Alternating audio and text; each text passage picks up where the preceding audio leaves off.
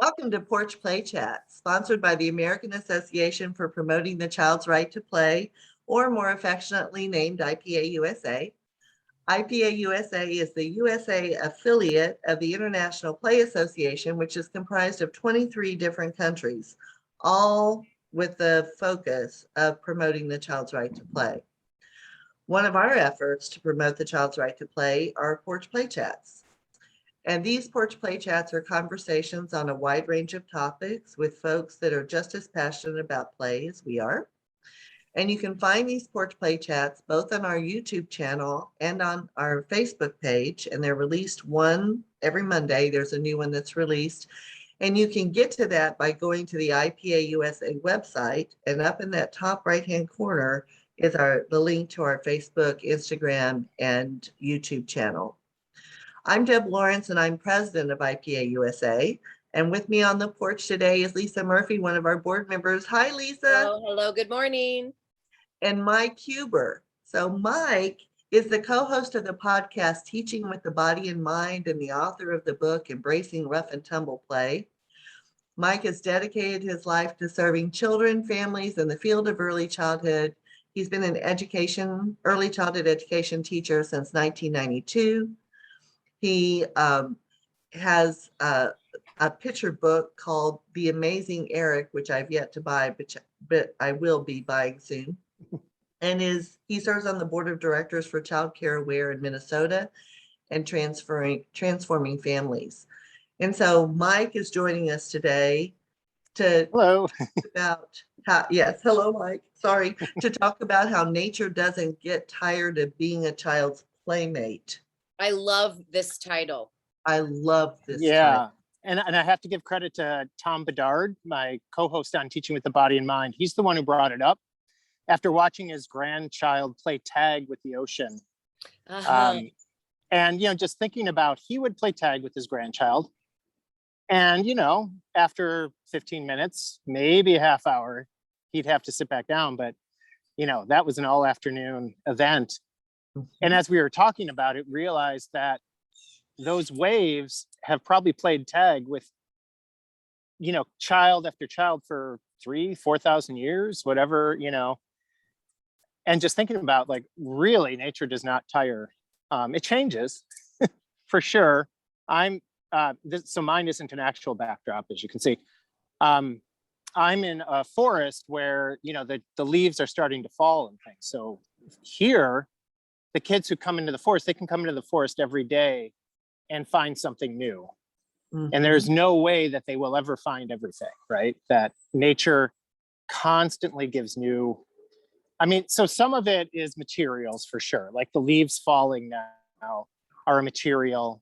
But also the Playmate idea, I hadn't thought of really until Tom brought it up. But the more I think about when kids are out here, so this is our school forest. So I don't think you can really see it, but our playground is just behind those trees there. Mm-hmm. And then the school. So kids are out here every day. And some kids are from autism day treatment or children's mental health, as well as our inclusive childcare center. So all types of children, all can relate to nature. And it is more of a playmate, or it's also a playmate, as well as materials. I used to think of nature as loose parts, where the loose parts keep coming and coming.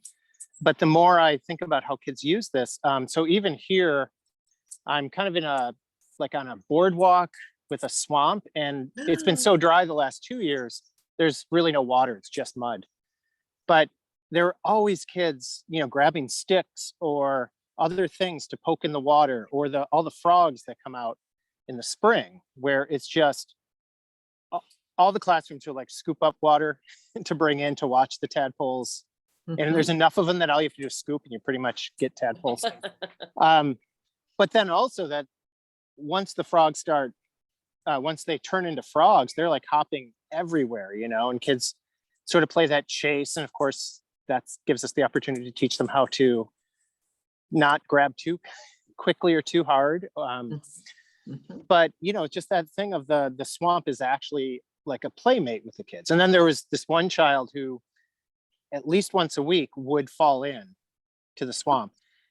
and I think more he was so excited would lean too far or whatever, but he also knew that it was only about a foot deep, right? So he'd fall in and he could stand up. And, sometimes the mud would keep the boots or whatever. So, and he'd have to change. But I think he liked the interaction with the teachers. And whenever anyone else asked how deep it was, he would just show on his body, oh, it's about up to my knees, which I loved too. But just thinking about the way the swamp is a playmate for the kids. And then, I don't know, across the way, you're not going to see it, but we had this giant tree that had to get cut down.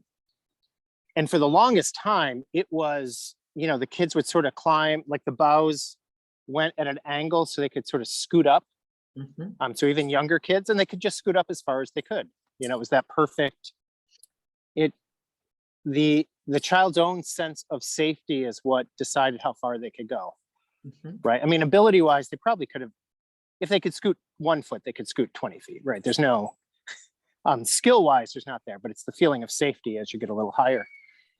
And so they would interact with that. And then when we had to cut the tree down, it's this giant stump that I have a really good video, don't have permission to share with you guys, but of me with like 3 other kids, and it's a pirate ship.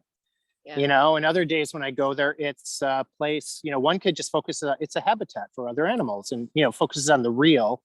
And other kids, it becomes this thing they interact with, I mean, maybe that's more, it's the nature as furniture, I guess, or something, but still the way they would use it. And even more importantly, I did a video for our teachers because what they would do is they'd play pirate ship for a while.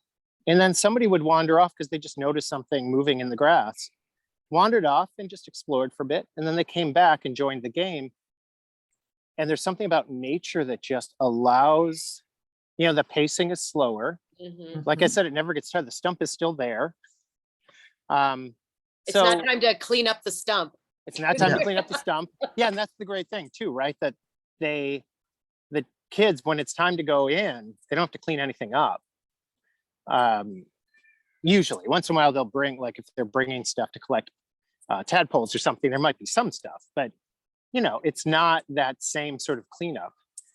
It's that you kind of leave it the way it is. And it is interesting when teachers come here who haven't worked in nature preschools or other nature-based programs, their impetus is often to bring a bin of toys, right? Because they don't want the kids to get bored and then quickly realize, oh, it's that was a waste.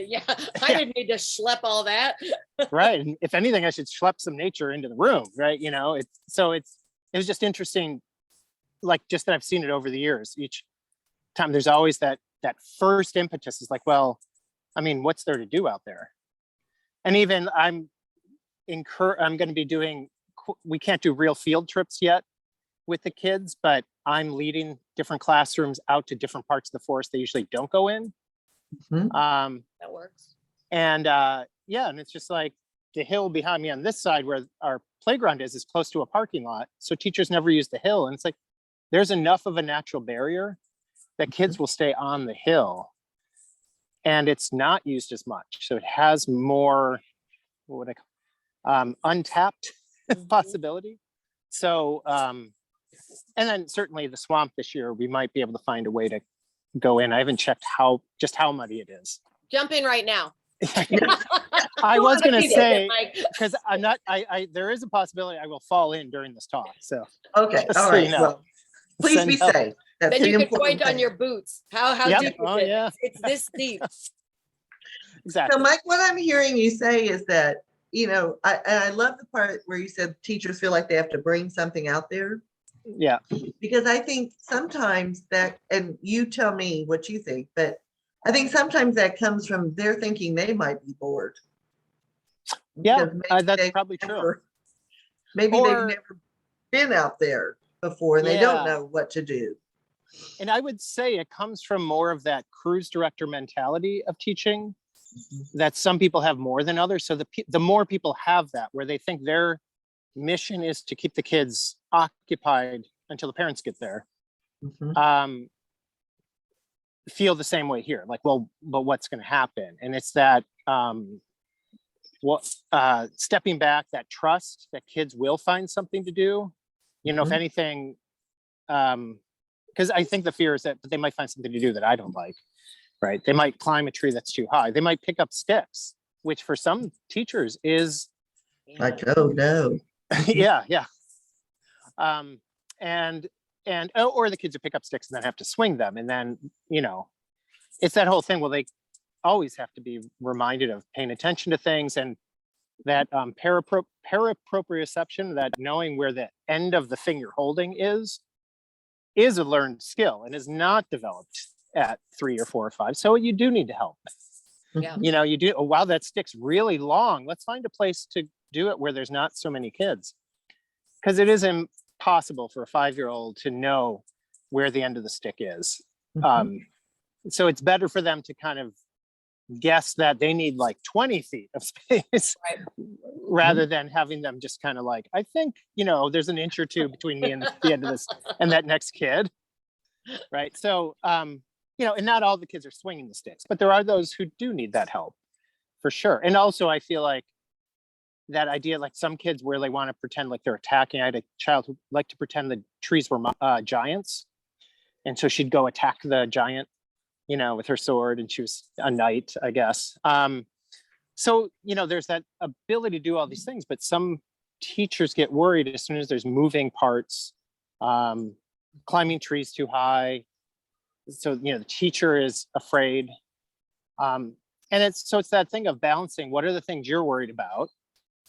And then how do you mitigate that, whatever, for some teachers who really, I think once you've done it for a while, you start to realize that kids really trust their impulses and don't go too high. But I do think it's okay for a teacher to say, you can't go higher than my shoulders because I worry. I know that you can climb it. That's a good point, Mike. And I used to talk about that too in workshops is, I'm going to take you down this path, which is, why are we getting so worked up about it? But at the same time, like using scissors with 2-year-olds, okay? Right. Like maybe the 2-year-old can do it, but if it's going to send you to a place of escalated panic, those kids are all going to meet you there. So, we'll have that philosophical debate another time. Right now, let's just be like, okay, or using balloons would cause people like, like it has nothing to do with my director saying I can't. I just know I'm going to have an anxiety attack. Well, we want to avoid that. So let's find a happy medium, but that's different than I just don't like it. Right. And I think we're definitely on the same page there. If the only pushback and resistance is a not liking it, then I want to spend some time reflecting and digging through that a little bit. Right. Yeah, for sure. And I mean, for my job, because I'm a coach here, what I get to do is make videos of how joyful the kids are. And then they get to reflect on, oh, look how joyful they are when they're doing this. I wonder if there are ways that you could help them do more. And so, I have that luxury with a certain set of teachers. And actually, currently we have a fall festival going on at our agency where last Saturday, families would have come and been in this forest and, and doing a lot with kids with different abilities. How can you be, in the woods with, different motor needs, especially, or, fear of that, the children who really are running risks, so to speak, where they really don't have a sense of safety, and just helping parents with that. What can you do? And so instead we have like a tent, and parents are like, can come and do activities sort of staggered. So we're not doing a large event. And actually this topic I wrote for our website, so then parents can start to understand, why is nature a good thing? And part of it I said was that it's a, endless playmate. But there's also, of course, all the other benefits of play in terms of brain development, mental health, etc. But the main thing that we encourage right now is just the challenge is everyone's supposed to get outside with their family for 30 minutes a day all week. And then there's different suggestions of what you might do out there. But I feel like enough people, once they start doing it, they start to realize, like, it does, we are allowing that cruise director mentality at first. Yeah. Like, but the hope is, right? Yeah, you need training wheels. Right. But the hope is like, oh, wasn't that fun? And did you notice that after a few minutes, you just sat back and the kids didn't do what you planned? they found other things to do. So, yeah, so I think that's the, I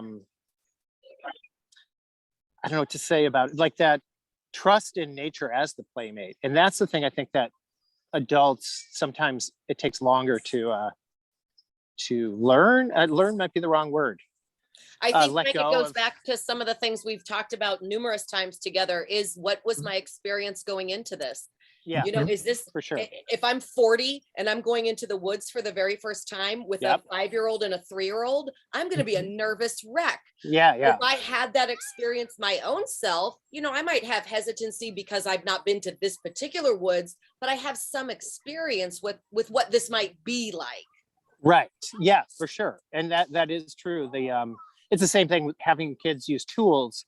The Sure. adults have to use the tools first, because then they get an idea of what is it like? How heavy is it? What's the dangerous part if they do start swinging around or So whatever. to that, before the COVID and having to modify your fall family festival, did you ever do that? Did you take a page from that and have the adults explore before bringing the kids with them?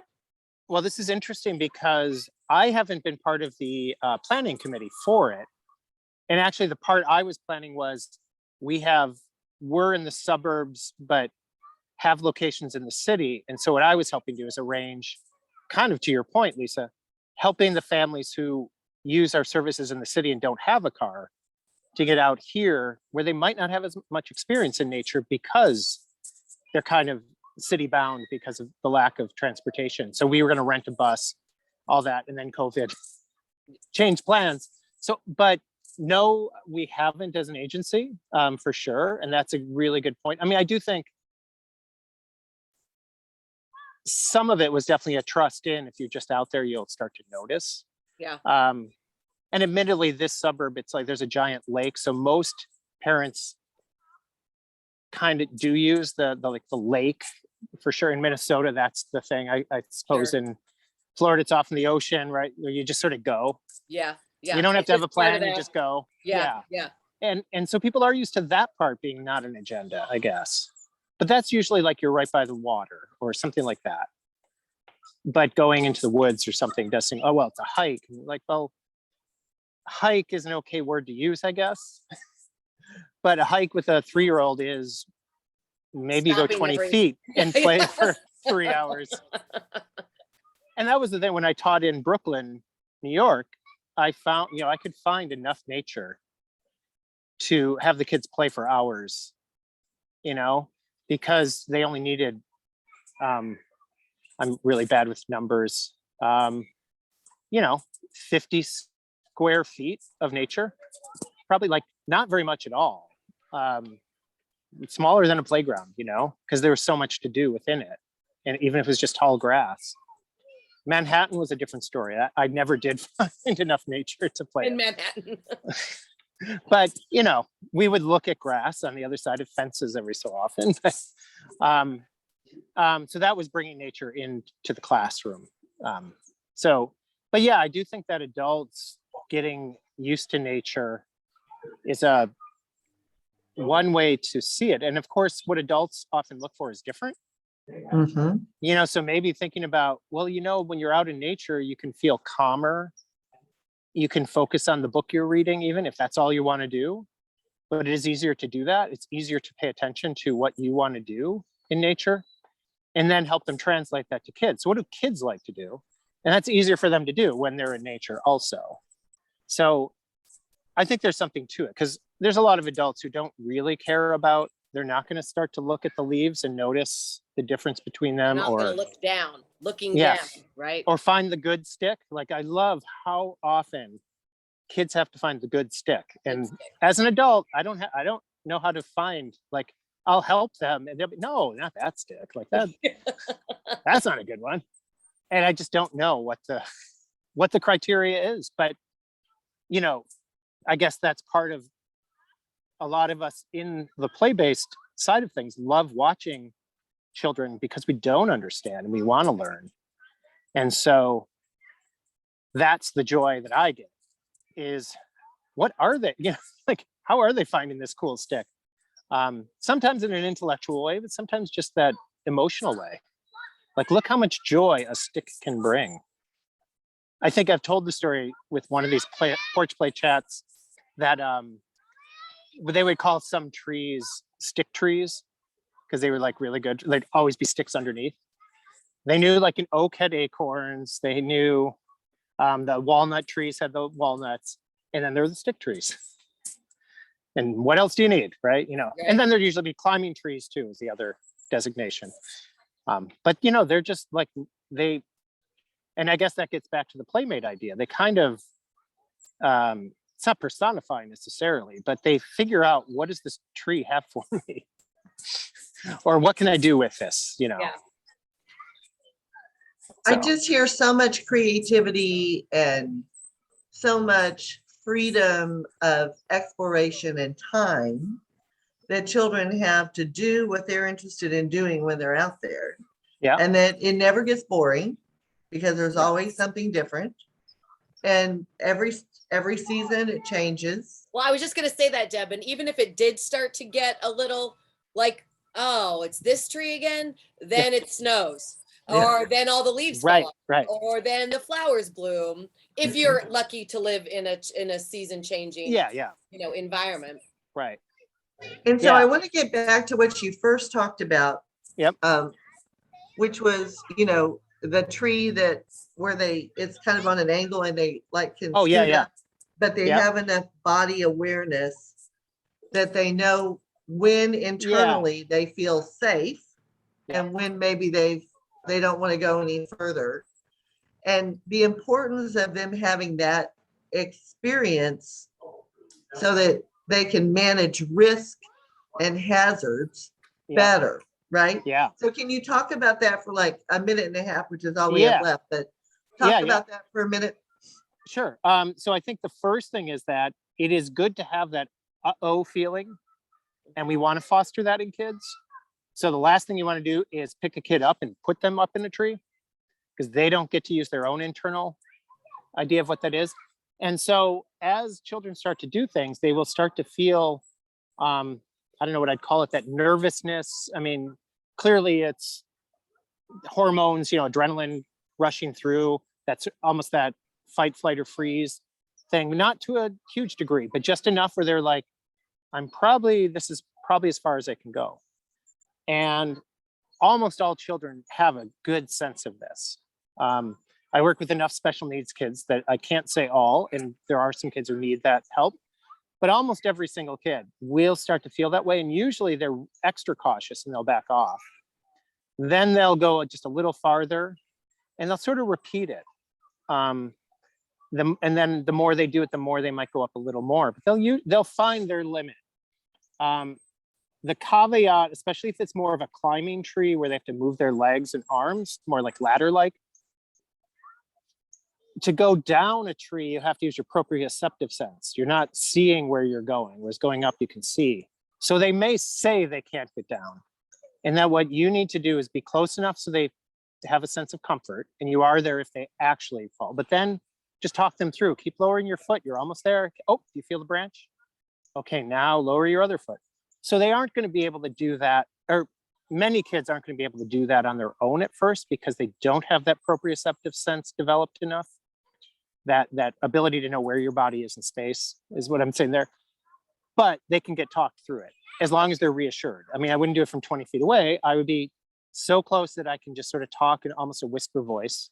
Yeah. Calm, and they know I'm right there. Calm.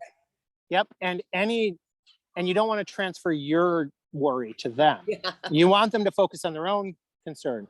Because if you sort of, get tense, suddenly they're going to know, oh, something's wrong here. I have to stop. Right. And so you want to really avoid that. And my favorite, teaching teams, they figure out who's better at it and have that teacher be near the trees. Right. So the one teacher understands the importance of it and she's just not there yet. So she, kind of backs off. Delegate. Yeah. It's funny now there's actually kids out on this side. I'm actually watching them do stuff as I talk about it. I know, I hear them in the background and I love it. I hear happy sounds. Yeah. and they're on the stump I was just referring to, except it's no longer the tree they climb, but sure enough, there's like 5 kids on it. I can't tell what they're pretending, but it involves sticks and a stump. Of course it does. Of course it does. Yeah. I think sticks are magical, right? That's just, I remember playing with sticks, and I'm old, so I remember that. And it was a lovely, wonderful, fulfilling experience. It was free. It was free. And it's free, exactly. And we had That was the pecan toy I could trees. afford. We had pecan trees in our yard, so it was plentiful. We had tons of sticks, and we could measure them, and we could throw them, and we could do all sorts of wonderful things with them. It was fabulous. I even made a stick house one time. Excellent. I remember it was fabulous, but it took me 2 or 3 days for hours because I had rope and right. And that's that attention, right? That nature didn't get bored of you doing it, and you kept your attention. I did. And it was a plan. I had a plan. I'm going to try this tomorrow because that didn't work before. So Mike, this has been wonderful. Thank you. I think the essence of what you've been helping us understand is that we really, and it's interesting because with our previous Porch Play Chat, it was all about, we got to trust kids. We have to trust children, and we have to step back and see what's happening and not, hover, which, sometimes we feel like we need to do to keep them safe. And we have to recognize that nature is an abundance of experiences, and we just need to follow children's lead. And now if we do that, my goodness, magic will happen. Yeah, I think you summed it up well. Yeah, there you go. All right, so we'll see you next time on Porch Play Chats. So if you'd like to see more Porch Play Chats, please go to IPA-USA.org. In the top right-hand corner is the link to our Facebook page and our YouTube channel. And a new Porch Play Chat is released every Monday. So we hope to see you there. You can subscribe to both the YouTube channel and be our friend on Facebook to make sure you get all these notices. Mike, you're wonderful as always. Thanks for having me. Appreciate you. Yeah, this is fun. Thanks a lot.